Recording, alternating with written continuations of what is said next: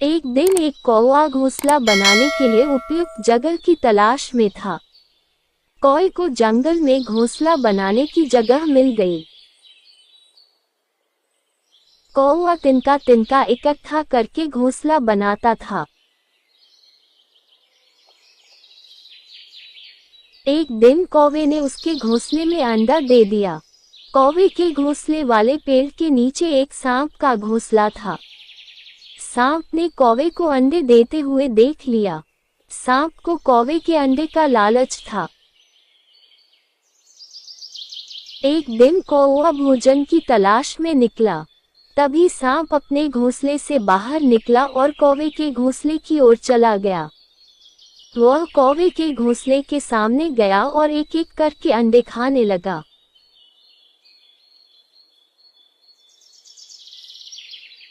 फिर सांप अपने घर वापस चला गया। कौवा वापस आया और देखा कि उसके अंडे गायब थे। अंडे न मिलने का उसे बहुत दुख हुआ। कौवा चिल्लाने लगा कि मेरा अंडा कहाँ गया। कुछ दिन बाद कौवे ने फिर अंडा दिया। कौवे की अनुपस्थिति में सांप ने फिर अंडे खा लिए।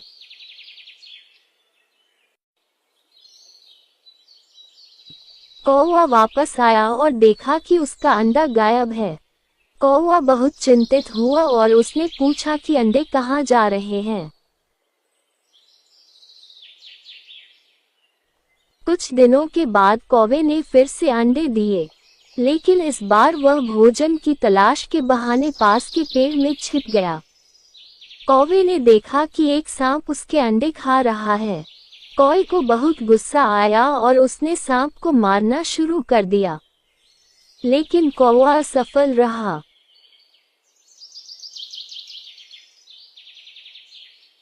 कौवा उदास होकर उड़ने लगा और सोचने लगा कि इस सांप की पकड़ से कैसे बचूं। कौवे ने एक महल देखा और उसकी ओर उड़ गया। वहां रानी अपनी सहेलियों के साथ स्नान कर रही थी। रानी के आभूषण बगल में थे। उस आभूषण को देखकर कौवे के मन में एक विचार आया। कौवा गहनों के पास गया और मोतियों का हार लेकर उड़ गया। रानी की सहेलियां कौवे को देखकर चिल्लाने लगी और बोली, सिपाहियों, कौवे को पकड़ो और जैसे भी हो गहने ले आओ। सिपाही कौवे के पीछे दौड़ते रहे। कौवे ने रत्नजड़ित चोंच उठाए और तेजी से उड़ने लगा, और सिपाही कौवे का पीछा करता रहा। सिपाही कौवे के पीछे भागने लगे। भागते समय वे हाँफने लगे।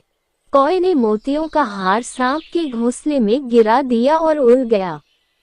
सिपाहियों ने कौवे को मोती का हार एक गड्ढे में गिराते हुए देखा।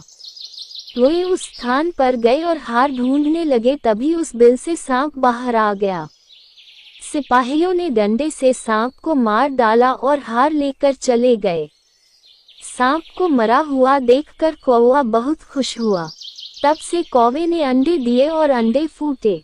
वह बच्चों के साथ खुशी खुशी अपने दिन बिताने लगा। कहानी से सीख। हमें इस कहानी से यह सीख मिलती है कि कभी भी निर्बल का फायदा नहीं उठाना चाहिए। साथ ही मुसीबत में समझदारी से काम लेना चाहिए।